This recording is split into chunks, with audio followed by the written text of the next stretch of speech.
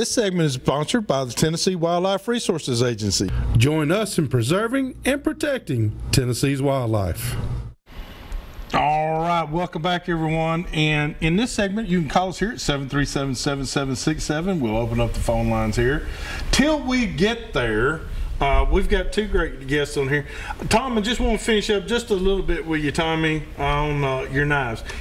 Will you make such things? I mean, because we got fishermen and gals out there too. Will you make fillet knives? Oh, I make fillet knives. Yes. You make fillet knives, so great fillet knives, hunting knives, skinning knives, knives of all sorts. Ladies, do they like their knives? Their special kind of knife that they like in the kitchen. I know. The boss over there saying, "Yep." But you know, we used to call them. My grandparents always called them paring knives or something like that. It was always her favorite. Right. You know, I want my favorite knife, and if she got stuck with one, she just wouldn't do anything till she got her right knife. So, but you'll make those too. Right. I'm making the preacher that married us. We're good friends. I'm making he and his wife a kitchen knife set for Christmas. Oh, that'd be awesome. Yeah. Yeah, that is awesome. Well, I tell you what, it's a great product. Everybody's got to have one. If you do any kind of cooking, I don't care if you are vegetarian. Still got to cut up you still got to cut that carrot up. Unless you want to gnaw it. Yeah. Well, you made me twitch a little bit when you said that. When you get to that root, though, you're going to let it go. I promise. So cut that root off. Yeah. But I tell you what, just a great product. Tommy, how can they get a hold of you, brother? I'm on Facebook, and I've also Smith Made Knives. Smith Made Knives on Facebook, and then my cell number is 318-294-2760. And I happen to know that's a Louisiana number. It is. But he lives in Cumberland Furnace, Tennessee. That's right. So you are from Houghton, originally, Louisiana. Yes, sir. Now, how far is that from Shreveport? About 15 miles. Yeah, it's not far. I'm from DeBerry, Texas, which was right on the Louisiana-Texas line. Right. So that's where I was raised and loved it. I went to Shreveport. First concert I ever went to was Kiss in Shreveport, I was Louisiana. Probably in that same concert. We went there together. It freaked me out. I'm telling you, the country boys don't see much like that anymore. That's right. Good place though. But thank you, Tommy. Facebook, check him out. It's Smith Made Knives. I promise you, ladies and gentlemen. Chris Hunt is a good friend of ours. Yeah. He was asking me. He lost a knife because they wouldn't allow him on the plane with it. Yeah, and they confiscated it. They confiscated his favorite knife. And he said, I'm looking for somebody to make me one just like it. And I said, watch the show tonight, Chris, and you'll find the man. So he's watching. He said, I'm going to check with him. So good job there, and we appreciate Tommy being on the show. We're going to have you back, okay? Thanks, sir. We're going to have you back. Now, we got Chris Grantham here. Chris, I got to ask you about that liquid fertilizer. now, come on, dude. You know me. I've messed with it for years and years and years. And I was applying it when he was still in diapers. But I'm telling you, I've been watching that jug, and there's no sediment in the bottom. Exactly. All the fertilizers that we make are chelated. And that's now you're going to clean it up. Now I just want you to know, if you chelate anyway. That is a fancy term for saying that the fertilizer molecules are actually bonded to the water molecules in that jug. That fertilizer. I'm glad you could straighten it. That fertilizer there is out of a batch from last year, and as you can see, there's no sediment in there, and also because the molecules are bonded to the water molecules. Yeah. Easier said than done. Yeah. It is. There's nothing in there that's going to stop your sprayer up. It's not going to stop up the tips on your spray boom.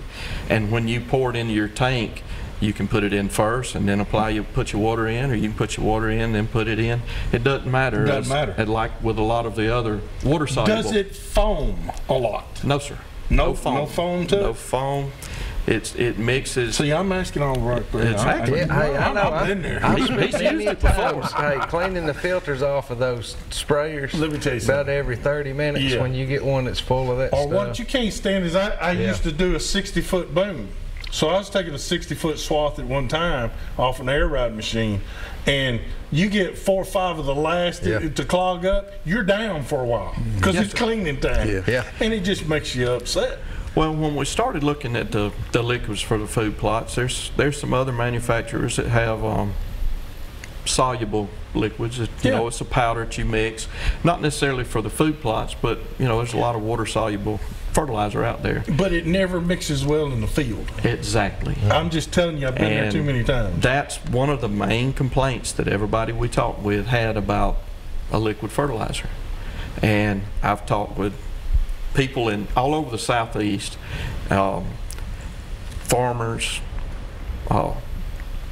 plantation owners, outfitters, and every one of them expressed a interest in a liquid. Well, don't you think, though, that's the way everything seems to be going anyway, is liquid, because there's less waste. There's less waste, and because it's going in foliar, it doesn't take near as much actual fertilizer to get the same results that you would use with granular. That's right. This here, you put it out at 2 gallons per acre, and it doesn't sound like a lot, but when you look at actually all of the fertilizer is getting in the plant versus a percentage, as you were saying earlier, with the granular. Maybe 60%. If you're lucky. If your soil pH is perfect. On a good day. You know. I got a couple more questions for you, but we got a caller that's called in. And Taylor, how can we help you tonight? I was wondering what kind of critters we could shoot on Saturday. Squirrels. Squirrels. Although it's free hunting day, Taylor, it is just squirrels. You can shoot gray squirrels, you know, fox squirrels, Gray whatever, squirrel, but fox squirrel. How about those white monkey-faced squirrels? Can you shoot if them? you can find a white monkey-faced I know where there are squirrel a bunch of them. and it's of the fox squirrel or gray squirrel variety, you are good to go. Taylor, don't listen to me, buddy. I'm telling you, I'll get you in trouble. But squirrels are the only thing that we can actually hunt this Saturday. That's the only thing legal. Although what they mean by free hunting day is that everybody can go. You do not have to have a hunting license to go. But remember this, if you're under the age of 16, you still have to have an accompanying parent or guardian that's above 21. So make sure you have that. If you're below 16 or below, you got to have somebody accompany you that's 21 or above. That's just part of it, but that's the way you get Grandpa off the couch and you know, quit eating that vanilla ice cream. Come on out here and join me. You know, that's how you got to do it. It is. So Tyler, thank you so much for the call, buddy. Thank you. All right, I'm glad these kids are getting involved. Yeah. You know that. I just dropped my microphone for the Well, second time. you do that at least once a week. Once so a that's week, all right. regardless whether I need it or not. That's right. All right, here's the other thing I wanted to ask you about on spraying. Now you're not spraying anything that's a killer or a gramoxone or anything like that. So wind drift, doesn't really come into compliance at all. It's not. I mean, you might drift a little bit over there to the neighbor's corn. He's going to thank you for it. He's going to thank you, and the deer and the turkey are going to The thank deer you and the too. turkey are really going to thank you. And that's another great thing about the fertilizer is you don't just have to spray it on your food plot. Shh, don't give away my tip now. Wait a minute. Just hold off on that thought, because that's ain't my tip now. You're doing like y'all did there a couple weeks ago. He's into my ground now. We're going to give that as a tip now. Hold on. Let's just say it has many uses. It does have many uses. And many benefits. Anybody, Can I ask you another question? Okay. Is this safe to put in ponds? In ponds? Yes. Yes. I figured it was, since it's already water soluble. Exactly. Everything that we use in our products is derived from feed-based. Because I want to tell you ingredients. something, Chris. What I think people are missing now, I've already done it. So I'm already guilty. But I take my favorite fishing places that I like to go fish on Percy Priest and Old Hickory, since it's right here in our own backyard, and I've taken that and fertilized my water. Now it's microbial, so it drifts in a molecular state, but it does settle. It is a little heavier. It is. So it'll go to the bottom. Well, what have I done? I've created an algae base. I'm growing it.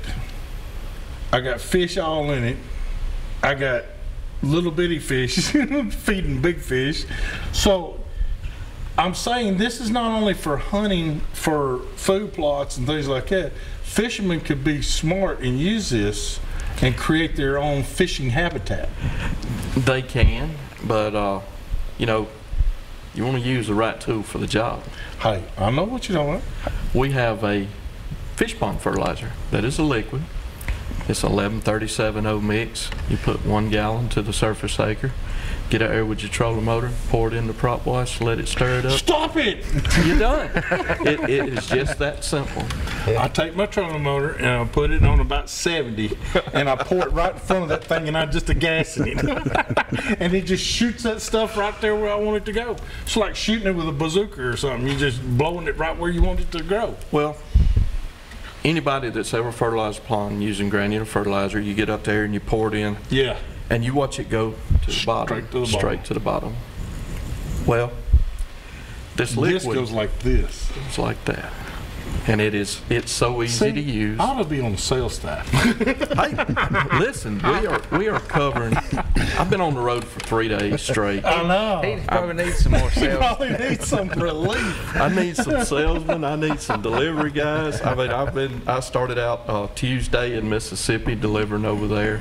A lot of interest over in Mississippi from the Jackson, Mississippi Outdoor Show, and then we delivered some up in here from folks that were interested from the Huntsville Show. And this past weekend we had Buckmasters in Montgomery Expo down there. So you're about and had a lot of people interested there. And tomorrow, now hold on, because we're going to tell them where they can get this. Okay, we're going to tell them that. But now we got to do our tip of the week. This week's tip of the week is being brought to you by Davidson County Farmers Co-op. This will be a great one for you right there, Chris. Yes, sir. Your hometown store. Let me tell you something. I've been posting on Facebook. You've got to check out the Davidson Farmers Co-op, their Facebook page. They're having sale after sale after sale after sale, and they got all kinds of things going on right now. Check them out on Facebook for their latest. All right, here's your great tip. People are already on Facebook going, my acorns are increased. I got so many acorns. I got this. I got that.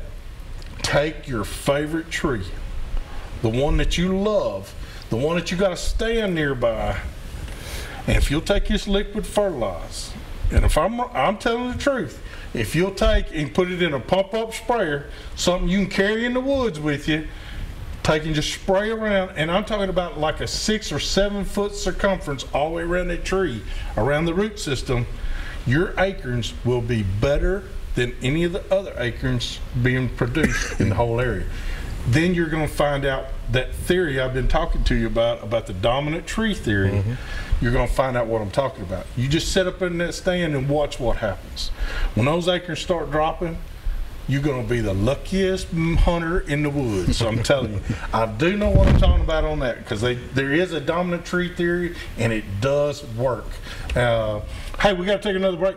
Visit some of our fine sponsors, and when we get back, we'll get to talk a little bit of food with Mr. Courtney that over smell here. is just, I mean, yeah, it makes me hungry every week. By the end of the third segment, I'm dying. Killing us. We're going to start charging you. Hey, we'll be right back with more Southern Woods and Waters.